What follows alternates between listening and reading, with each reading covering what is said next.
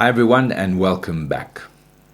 In the natural world, victory is when the enemy or the problem is overcome, defeated. It is a picture of dominance. It's a picture of a lack of problems or any issues. Somebody who is walking the victorious life in the natural world is healthy, wealthy, everything's going fine, everybody loves him, there's no issues, life is a breeze. But in the spiritual world, it's not like that at all. And that's what we need to understand. Paul, in fact, says in 2 Corinthians chapter 12, he says, "Most gladly, therefore, will I rather glory in my infirmities, that the power of Christ may rest upon me. Therefore I take pleasure in infirmities, in reproaches, in necessities, in persecutions, in distresses, for Christ's sake. For when I am weak, then I am strong." That's the complete opposite of what anybody in the natural world would even think of. But as a believer, that's what we need to be aspiring to. Sounds strange, doesn't it?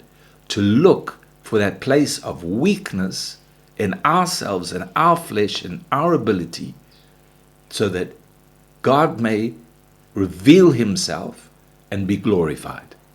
That's the way Paul looked at it. And when you think about it, Paul was a highly educated man. He was a go-getter. He was a natural leader. Paul was entrusted with authority at a very young age. So there must have been something very powerful in Paul's life, his natural abilities. And yet when he understands the gospel, everything changes.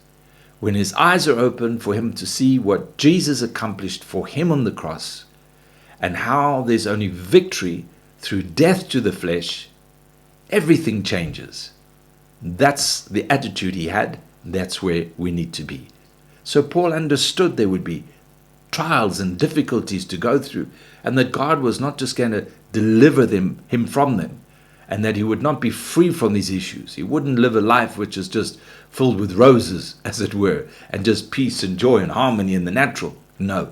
There was hardship, there was persecution, there was difficulties, there was torment, there was trials, there was testing, and God was going to take him through all these things. And that's where he found the victory.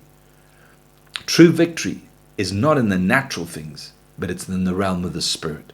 What comes to our heart and our life through the power of the Holy Spirit, because we have lost in the natural, but we have gained in the realm of the Spirit.